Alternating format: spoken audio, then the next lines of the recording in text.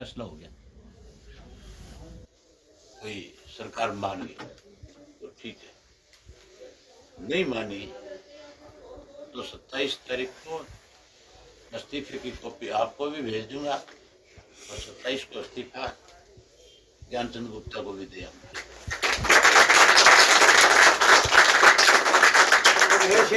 हैं। और इस्तीफा नहीं, फिर तो मुझे लगता है कि मुझे आपके मंच पे आने से भी कोई नहीं रोकेगा। फिर कौन रोकेगा जी? फिलहाल राजनीति फिर मैं फिलहाल बैन पूरे प्रदेश में कल से ही अपना भ्रमण शुरू करूंगा, एक एक गांव में जाऊंगा, लोगों में जागृति पैदा करूंगा और ये जो इश्यूज हैं ये खुल करके लोगों के बीच में रखूंगा और उनसे कहूंगा कि अब इस लड़ाई को और ज्यादा तेज करूंगा।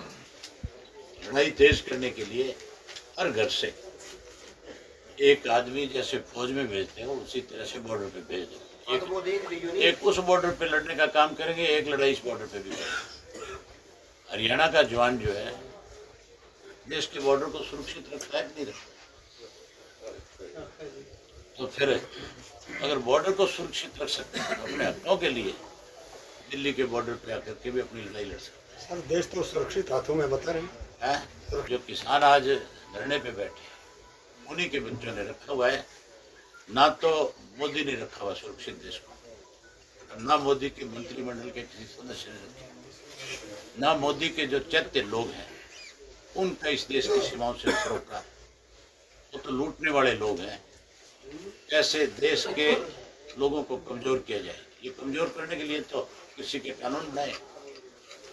अगर इनकी जमीन छीन ली गई तो फिर आप मान के चलो सीमाओं पे बैठे जो है ना वो भी नौकरी छोड़ करके अपने घर आ जाए, वो क्या करेंगे हमारा करके। आप मुझे बताओ ना, मोदी के तो बेचारे के कोई फौज में जानी आई तो नहीं।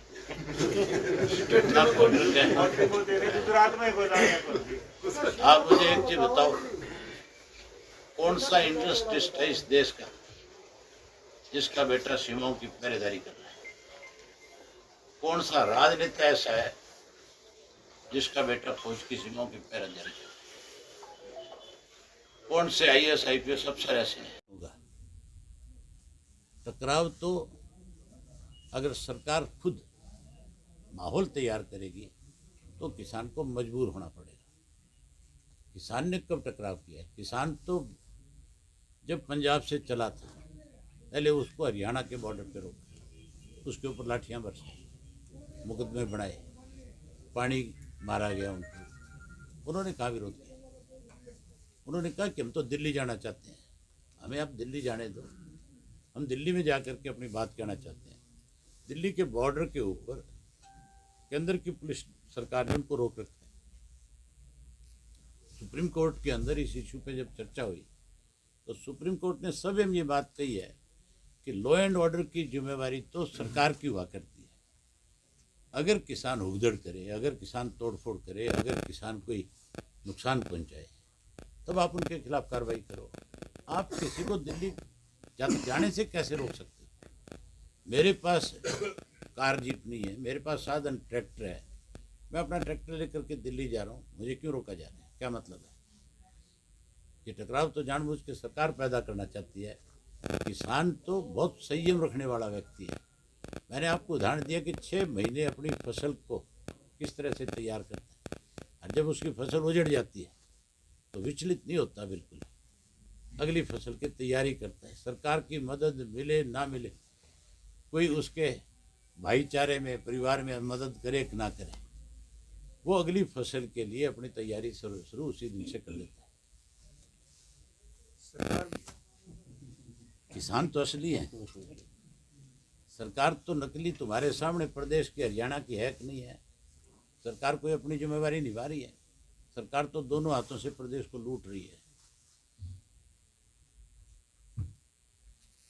तो आप मेरे रूबरू बुलाओ, मैं उनसे एक बात पूछ लूँगा। आप लोग तो पूछ नहीं सकते, और आप में से कोई पूछता है तो उड़ा कहता है आप चलो। जिस दिन हमारा सेशन था, विपक्ष के नेता के नाते हुड्डा साहब की जिम्मेवारी बनती थी कि इस किसान इशू के ऊपर काम रोको प्रस्ताव देते या कॉलिंग अटेंशन देते। इन्होंने जो काम रोको प्रस्ताव दिया उसको सरकार ने अस्वीकार करके सरकार की तरफ से एक प्रस्ताव आ गया उसके समर्थन में। ये कहते थे वोटिंग पहले हो। वोटिंग तो अपनी बात करने के बाद करवानी चाहिए। अगर वोटिंग पहले हो जाती तो वो लोग तो बहुमत में थे, फिर तो वो जीत ही गया था। पहले वोटिंग की बजाय पहले चर्चा होनी चाहिए थी और उस चर्चा में भूपेंद्र सिंह हुड्डा को भाग लेना चाहिए था।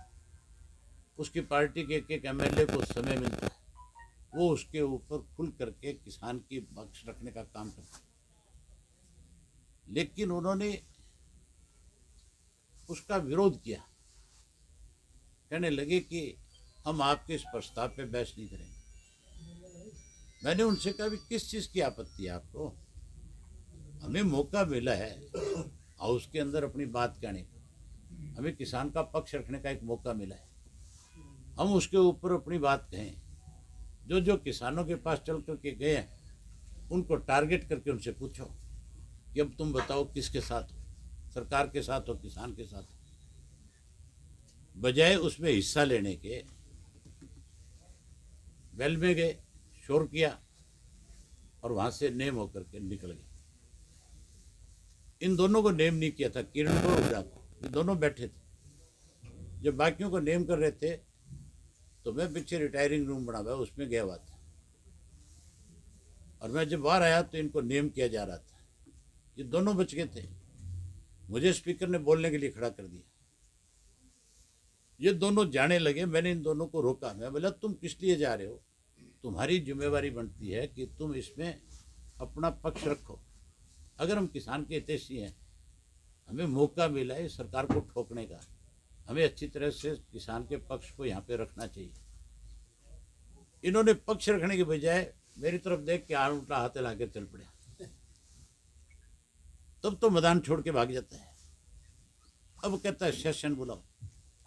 सेशन में क्या करेगा? 2 फुट के आलू दिखावागा। इसके बेटे ने दिखाए थे लोकसभा में 2-2 फुट के आलू पैदा करके। इनको यही पता नहीं है कि आलू 2 फुट का होता है, घिया 2 फुट की होती है, तोरू 2 फुट की होती है। वो क्या करेंगे किसान?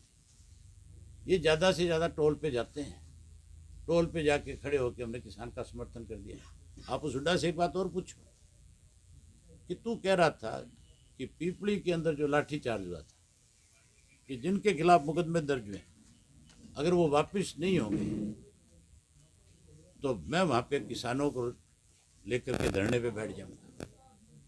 वो धरना कब शुरू और कब समाप्त हो गया? हुआ कोई धरना?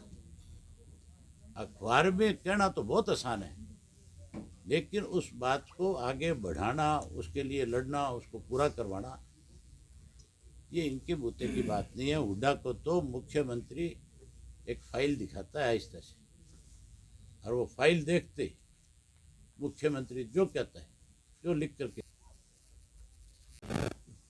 पंचायत करेंगे, सिर में भी लगे कराओ नहीं तुम यो काम, तो यो काम जरूर कराओ। उसकी तो होली भाई है उसकी तो घोषणा होली, हम नहीं पंचायत कर ली, बता दिया ना। हम ये अभी तो कार पे लट लगे हैं। इससे बड़ी पंचायत क्या हो? एक जिद छोड़ चुकी है। उन्होंने एक बात और कही है कि संशोधन के लिए सरकार तैयार है, कानून कभी रद्द नहीं होते, कानून में संशोधन होता है। अजय सिंह चौटाला को चौधरी देवीलाल का पोता है।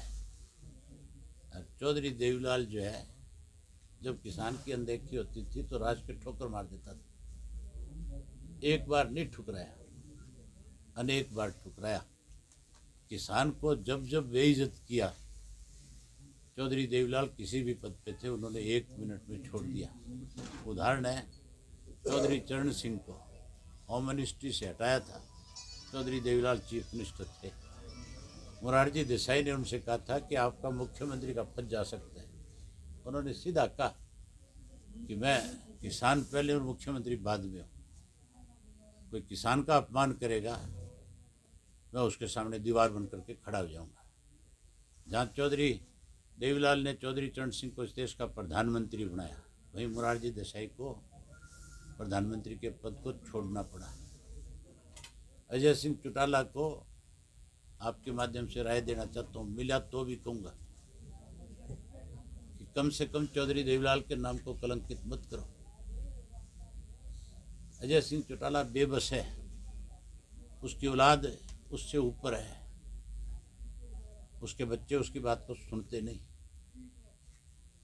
आज भी मैं उसको कहता हूँ कि बच्चे नहीं सुनते तो तू कम से कम चौधरी देवीलाल की आत्मा को तकलीफ ना पहुँचे, इसके लिए इन किसानों के बीच में आके बैठ जाए, ताकि चौधरी देवीलाल की आत्मा को तो ये लगेगा कि भी मेरी नीतियों पे चलने वाले मेरे पोते हैं।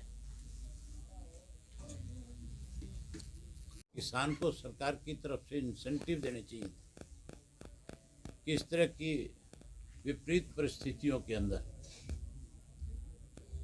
किसान ने अपना पेट काट करके जहाँ देश का पेट भरा वहीं देश की आर्थिक स्थिति को मजबूत किया।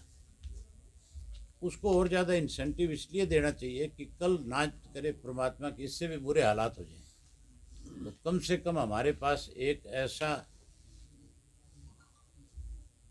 इंफ्रास्ट्रक्चर खड़ा है जो हमारे देश को आर्थिक रूप से कमज़ोर नहीं होने देगा। किसान को भाव अच्छे देने चाहिए थे, किसान को समर्थन मूल्य की कानूनन रूप से गारंटी देनी चाहिए थी, और किसान के ऊपर जो कर्जा था, जो देश के प्रधानमंत्री ने खुद कहा था कि मैं किसान का कर्जा माफ़ करूंगा बीजेपी की सरकार बनने के बाद, उसको 6 वर्ष हो गए ठंडे बस्ते में डाल रखा, उसका कर्जा माफ़ करना चाहिए था। वहीं उस किसान को इंपोर्ट एक्सपोर्ट के लिए और ज़्यादा सुविधाएं प्रदान करनी चाहिए। वजह उसके उन्होंने इस लॉकडाउन में देखा कि किसान एक ऐसा है जो इस देश को बचा करके रखा है, जिसके पास अथाह शक्ति है। क्यों नहीं इससे ये शक्ति, इससे ताकत ले ली जाए और अपने चाहते लोगों को दे दी जाए। इसके लिए 3 कृषि के कानून बना दिए। जो सबसे घातक इस कानून में चीज़ है वो ये है कि जो स्टोरेज की जो छूट दे दी गई, उससे कल आने वाले समय में न केवल किसान मरेगा बल्कि जो मीडियम क्लास के लोग हैं उनकी हालत और ज़्यादा खराब हो जाएगी।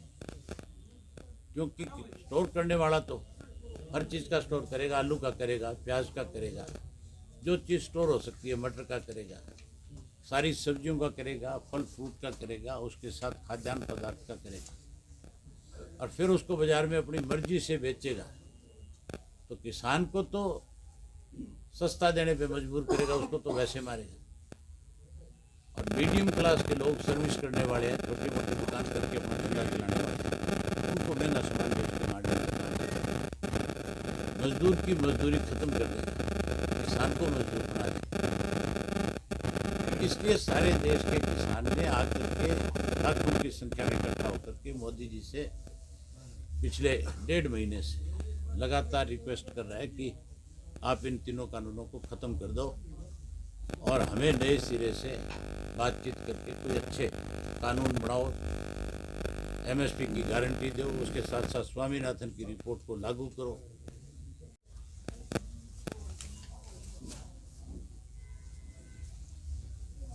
आज भी कोई फैसला हुआ कि नहीं हुआ?